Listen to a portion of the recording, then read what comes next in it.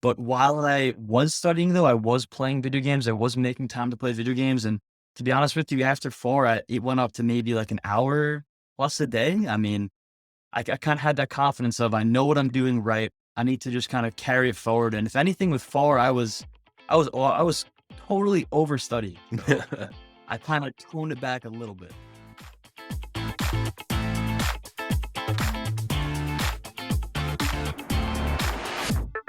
Welcome to episode 99 of the CPA exam experience from Superfast CPA.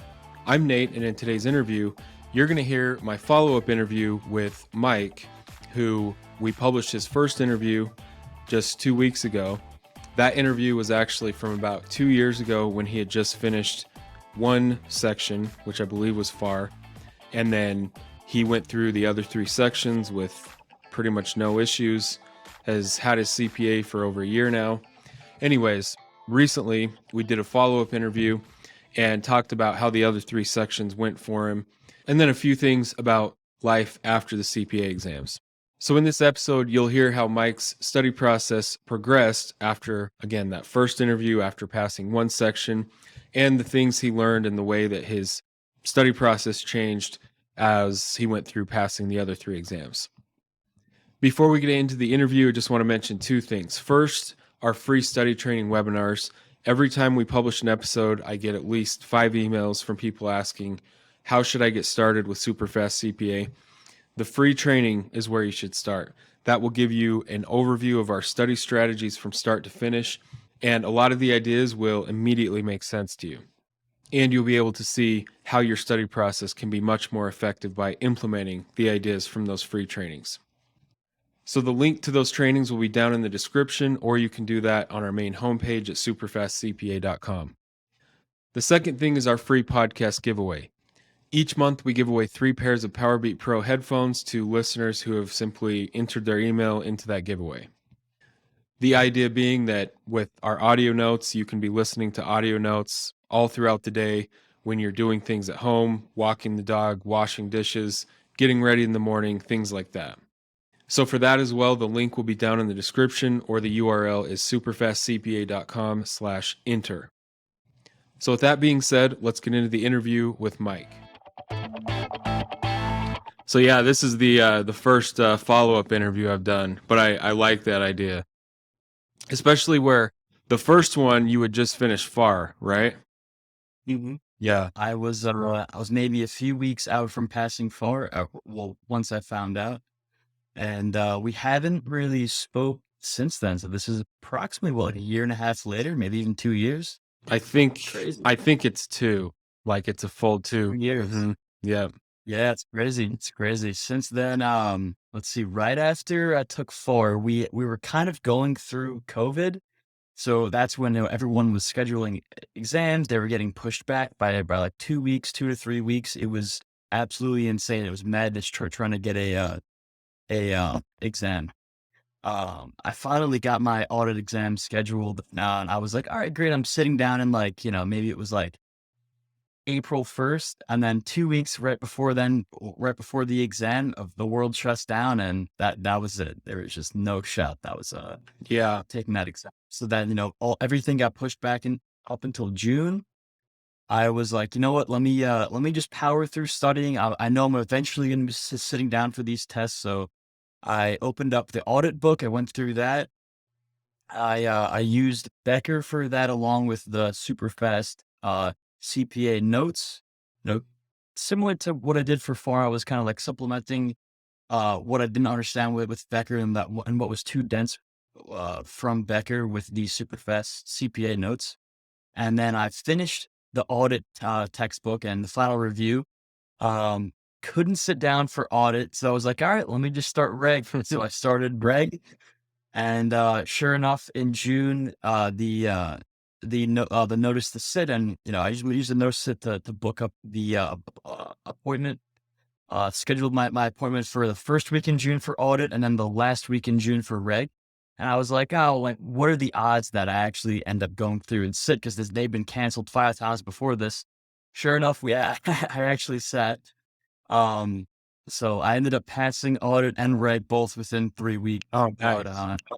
Yeah, that was a doozy because the pressure was on for Reg because as I'm sure if you're familiar with, they do updates to Reg every year or so. So by me taking it June 25th or whatever it was, the July 1st cutoff date, Yeah. they were doing that entire change, and that was a pretty crazy year for the new tax laws. So I'm very thankful that I squeezed my exam in Reg for the change. Yeah.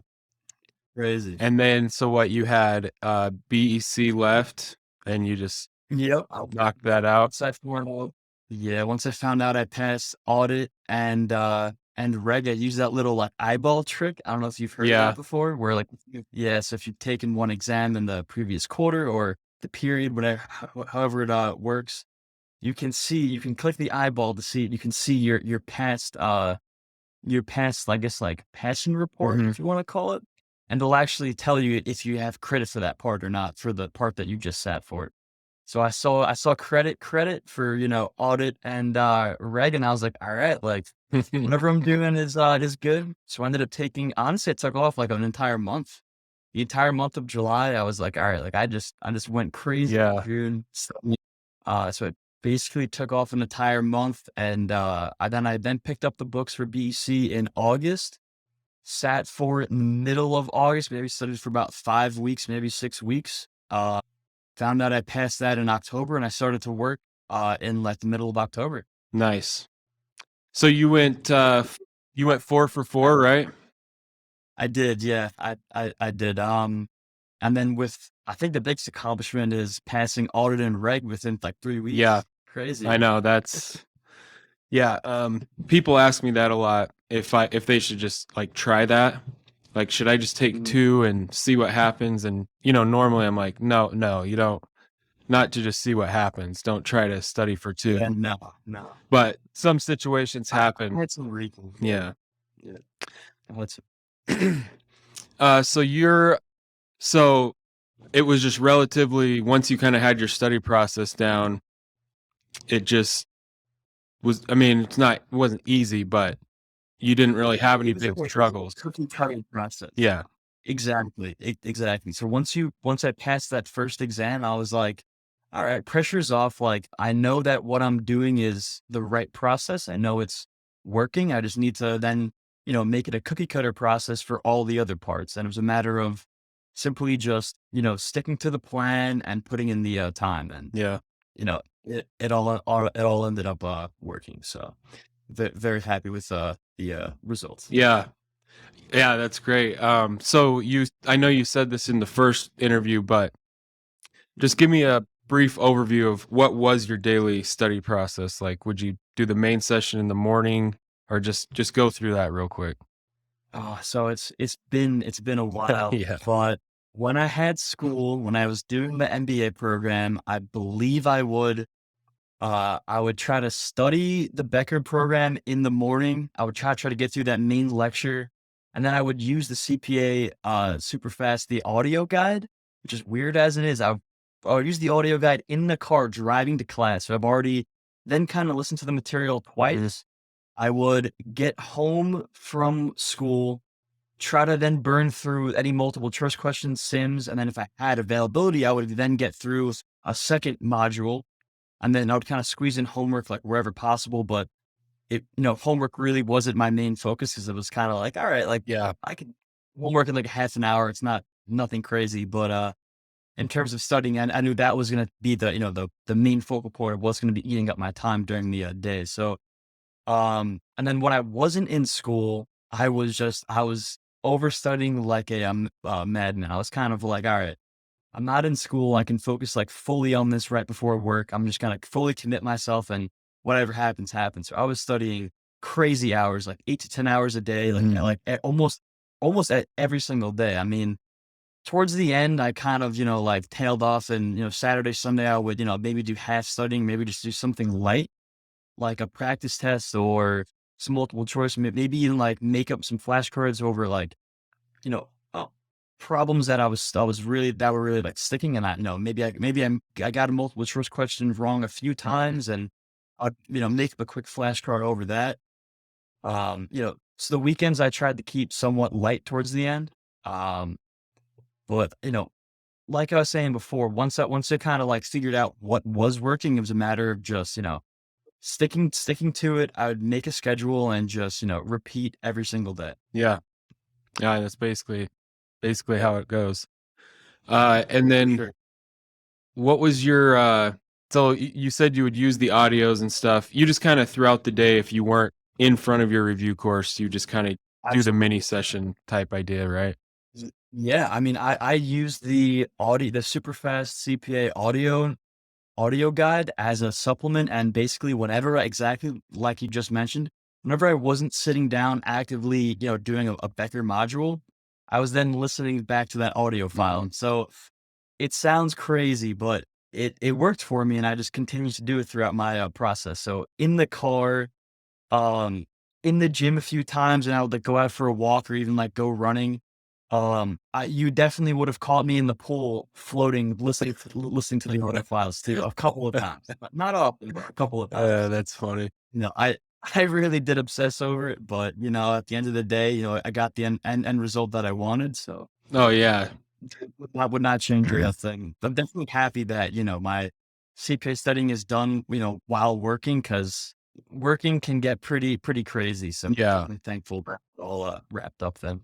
Yeah. And so with your work, are you now or are you in public accounting? Yep, I'm at a Big Four public accounting firm. I am actually officially a senior starting Friday. Nice.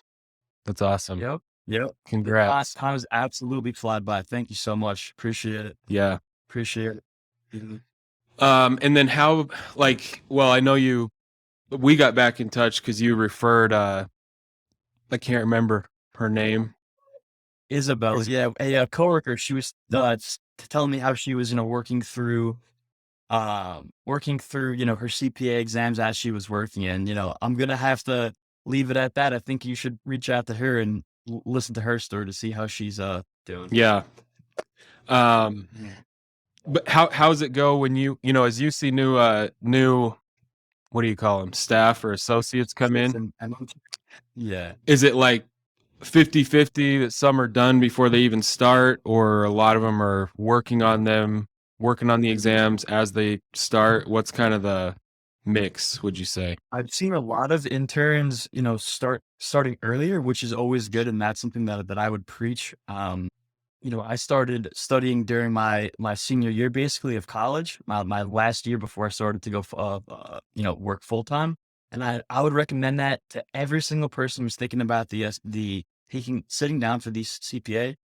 The earlier you start, the better. You can't do any harm, even if you can't sit for an exam yet, maybe in like January of your senior year, just crack open a book, start studying, any little bit helps. Yeah. You know?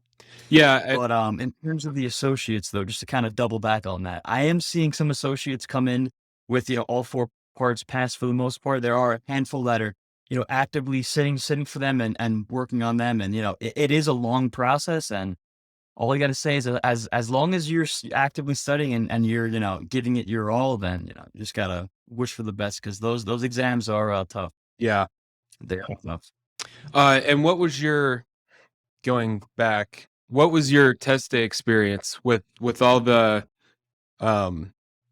MCQ practice? Did you kind of cruise through the MCQs and then you just had plenty of time to sit there and figure out the sims? Is that kind of how each one worked?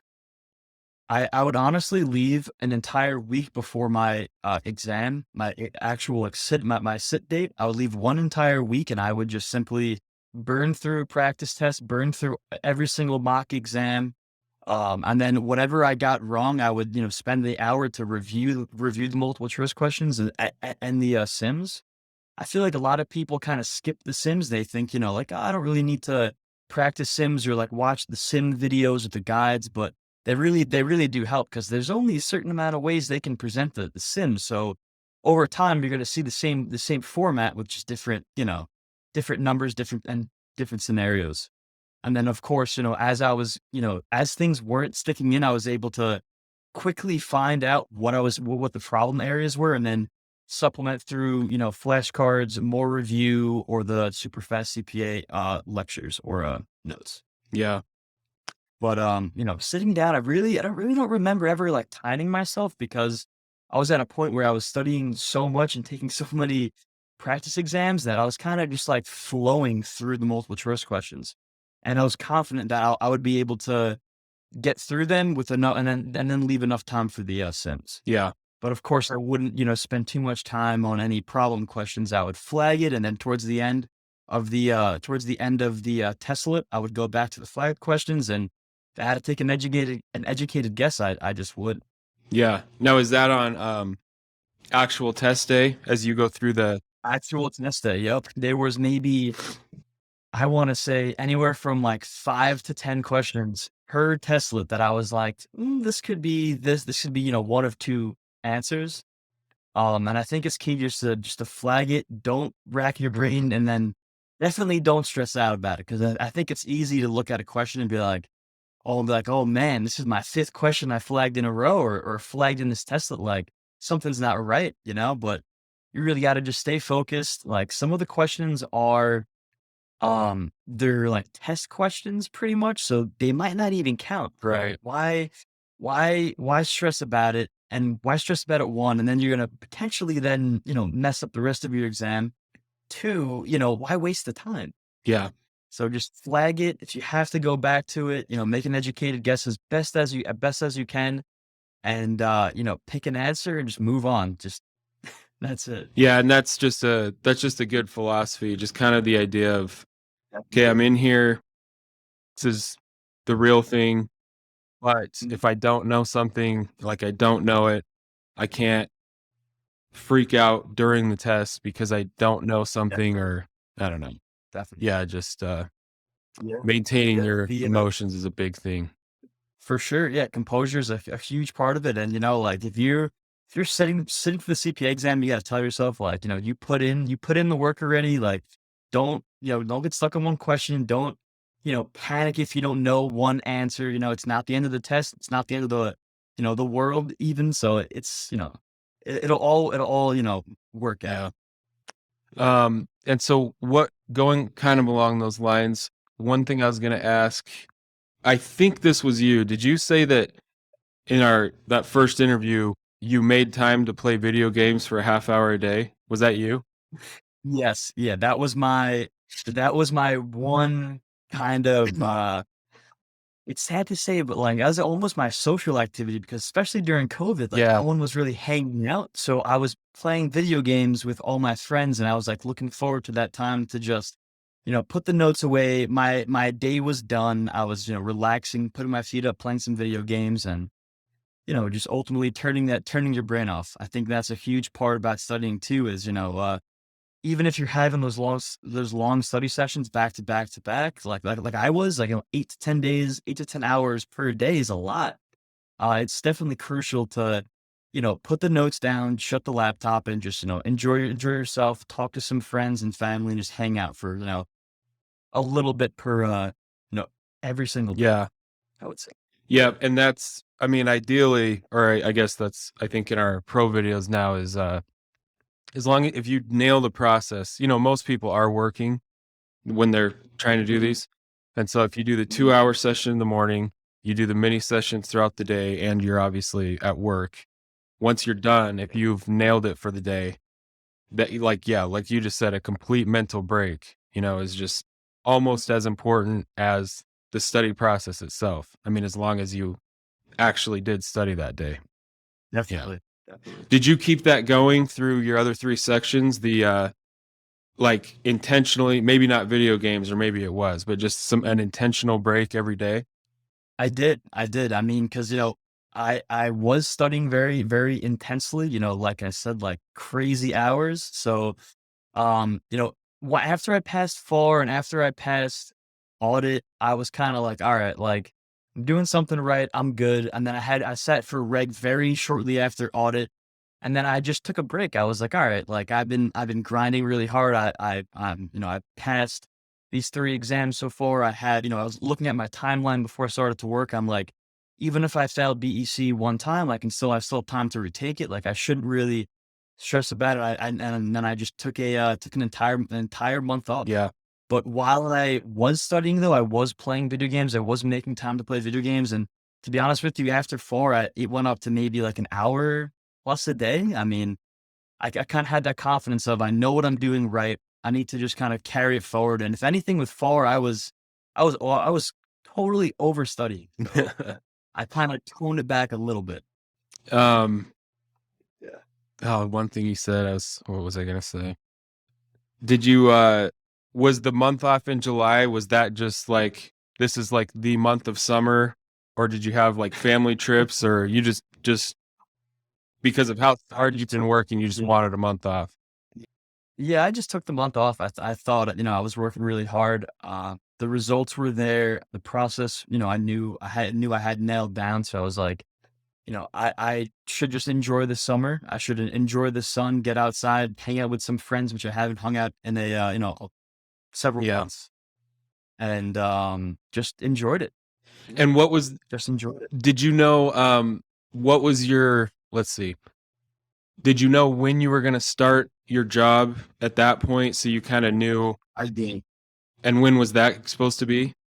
It was like October 15th, we'll Okay. call it, so something like that. So I ultimately, when I was thinking about, BEC for my last part, I was like, let me work backwards and try to make a timeline. So I scheduled BEC with enough time where I could retake it in like 3 weeks or whatever the timeline was right before I started.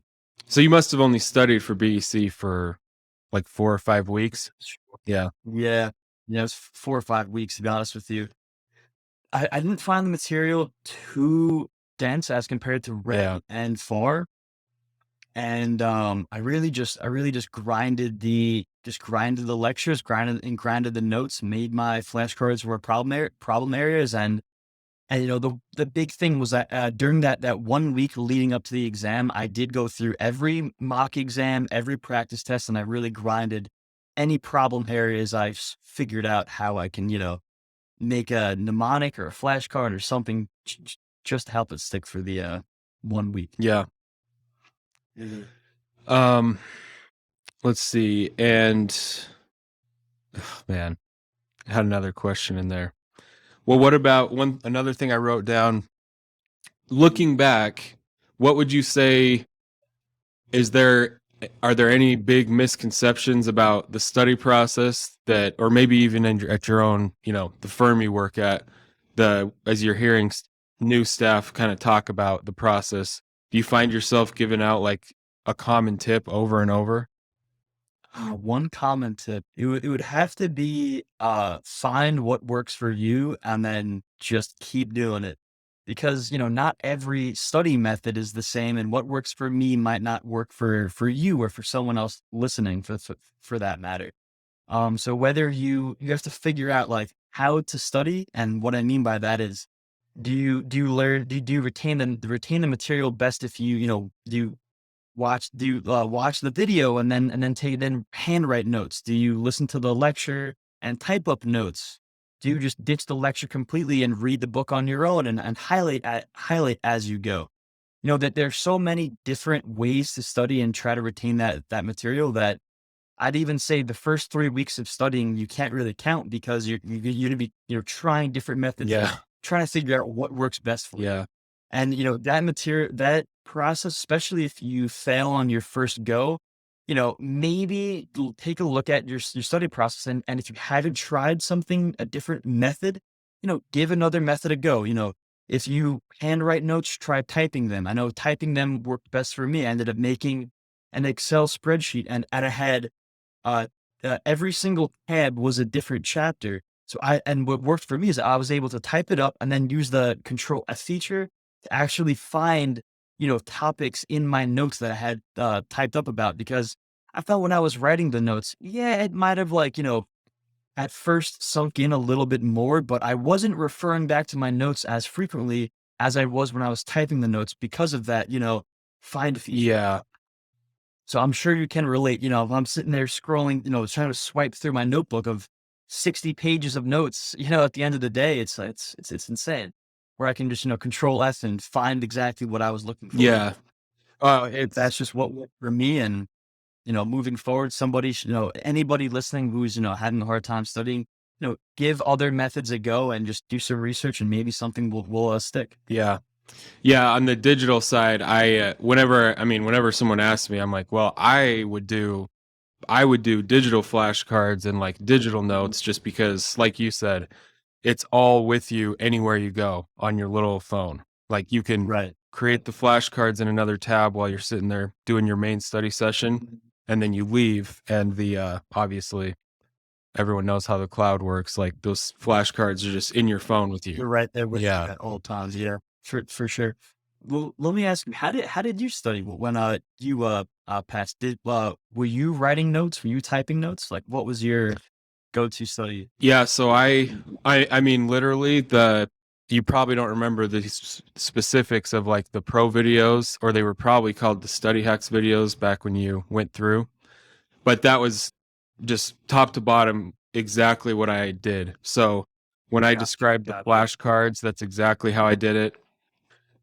So I had one follow-up question to what you were saying when your big tip was, find what works for you. So that's a very common question, and I want to hear your answer to this. Is someone can be putting in a lot of time, right? And then they go all the way to taking an exam and fail it. And I mean, obviously, in my position, I just get emails all the time from people that have, like, I keep scoring a 72 or 73 on audit or whatever it is. So if you were to describe to someone, okay, figure out what works for you, but what would you tell them about how do I know that my studying is actually working? I mean, if you're scoring anywhere from like a 70 and above, that's a matter of we're talking like two or three multiple choice questions, Yeah. maybe like one answer on a sim.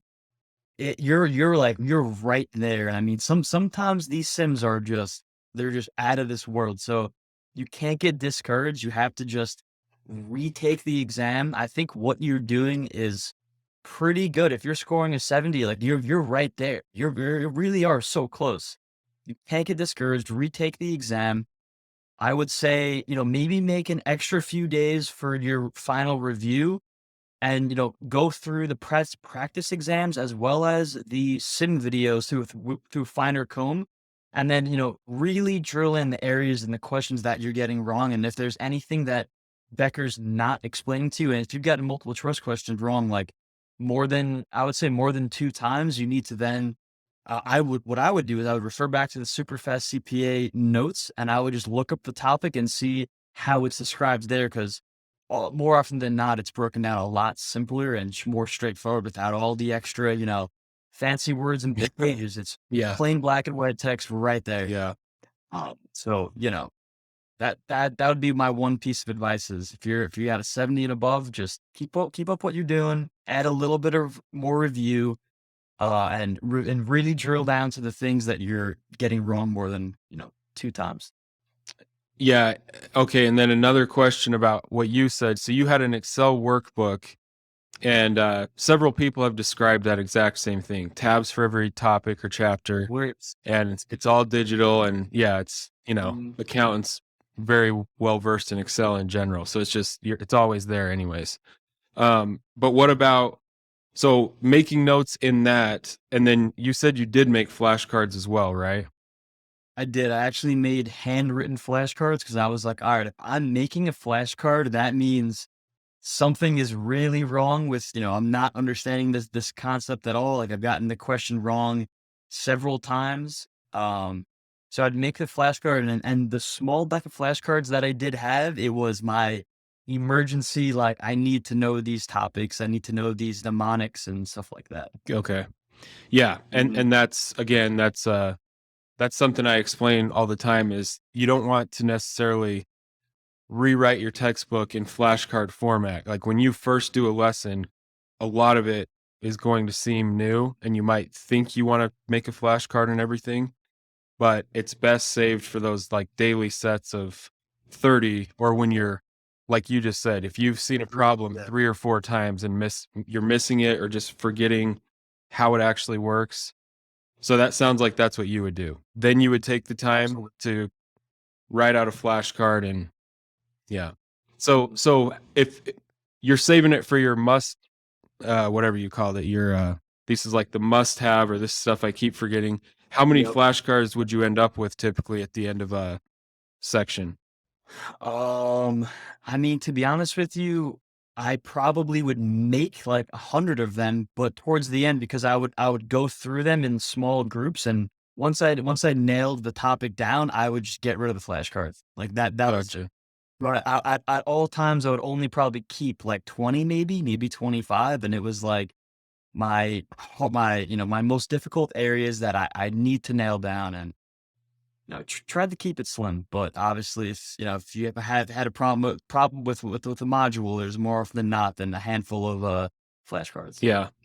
And would you kind of write the flashcard, like the explanation side, almost in something only you would understand, or like the one key piece, or would you make it a very technical flashcard like you would almost get with Becker, where definition and the full explanation, or were you putting stuff in almost your own shorthand type thing?